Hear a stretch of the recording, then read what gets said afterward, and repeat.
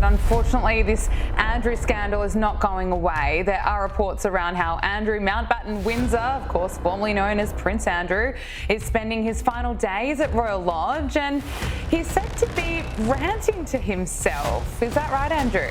A Manor falls silent, except for one voice. They say Prince Andrew is pacing empty corridors at Royal Lodge, ranting to himself. A fallen favorite, a shuttered life. A world that once applauded, now averts its eyes. And the cruelest part, the only person left to hear him might be his own echo. Before we uncover the full truth, don't forget to subscribe for more royal bombshells and hit the bell so you never miss what the palace won't say out loud. Well, we go from the tears of the crown to the tears of a clown, don't we?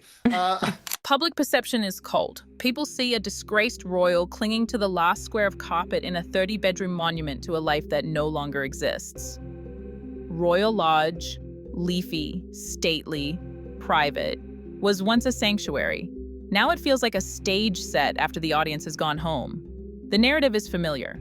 A prince stripped of duties, a family that keeps him at arm's length in public, a wife, ex-wife on paper, who still orbits his world, loyal yet separate, always careful, always measured Sarah, Duchess of York.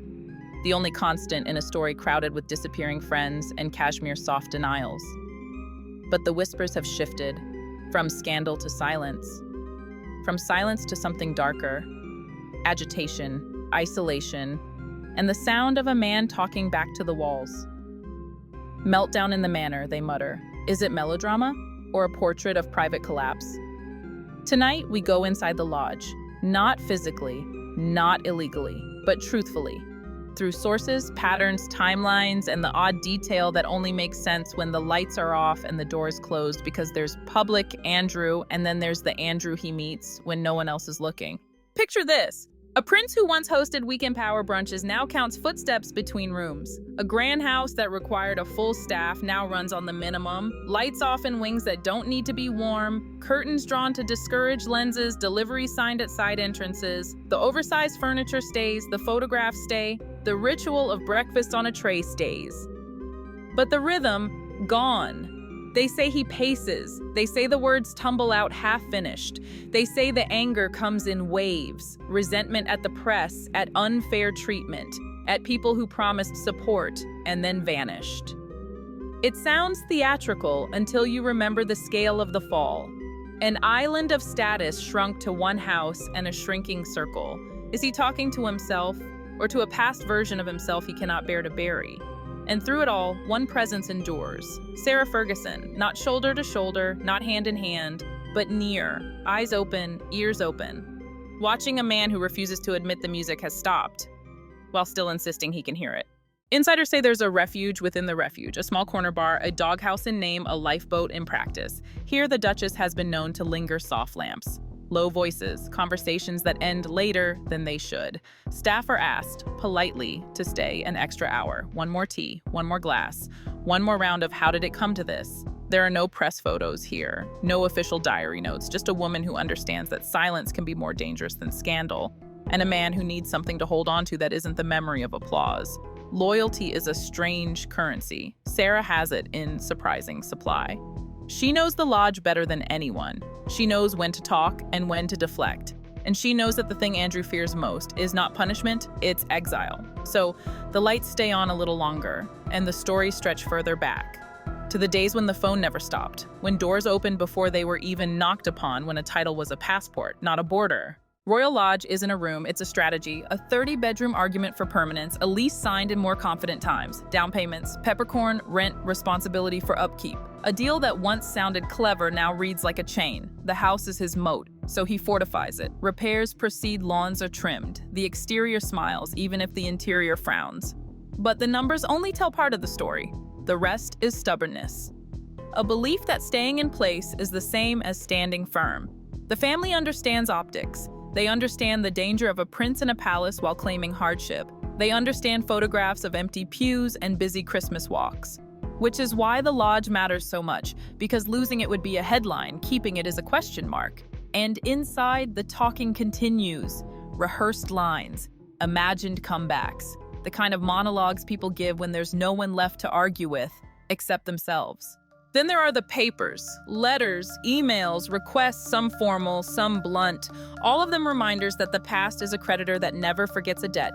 Mentions of committees, inquiries, deadlines that come with stark dates and colder phrasing. His stance remains the same. He leans on counsel, he leans on process, he leans on not at this time. But the optics are unforgiving. Every request he declines becomes an argument for why he should have accepted the last one. Every silence becomes a statement. Every no comment sounds louder than any confession. And still the lodge keeps its secrets. The gates open for deliveries and closed faces. The blinds move, the cars idle. And somewhere inside, a man rehearses the speech he wants to give, not the one he's willing to sign. But that was just the beginning. Here's what the public never saw, the choreography of distance, not cruelty, calculation. A family that communicates through seating charts and balcony lines, a machine that runs on tradition and edits on instinct. Christmas invitations are not typed in ink anymore, they're penciled. Contingent reputation is the guest list now, and nothing is more valuable to the firm than the myth of unity without the cost of contagion.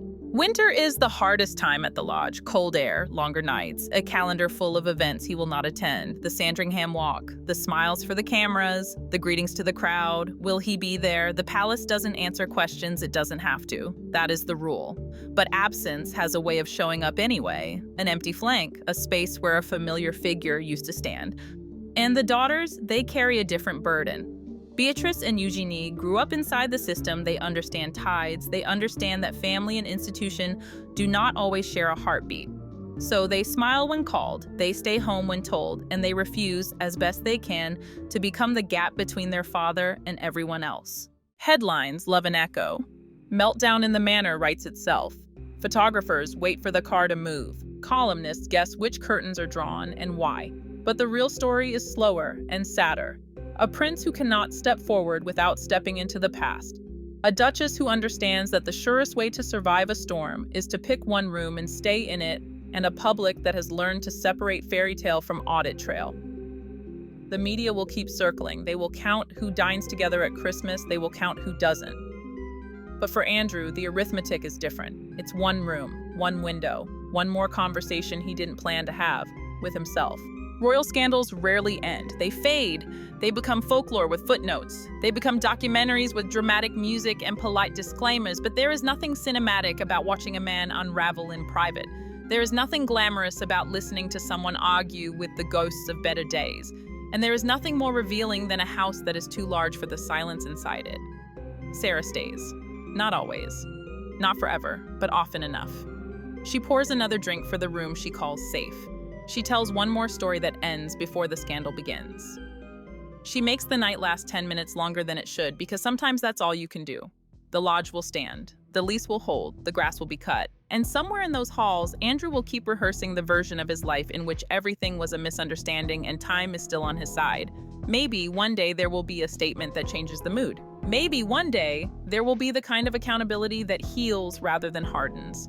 But as of tonight, the corridors say otherwise. They say the rants are real. They say the house listens because no one else will. And they say the thing no official spokesman will ever admit. The meltdown isn't the shouting, it's the silence afterwards. And yet, the silence speaks louder than any denial. If you want the next chapter, when invitations are written in pencil and erased in ink, stay tuned. Another royal scandal is already knocking at the door.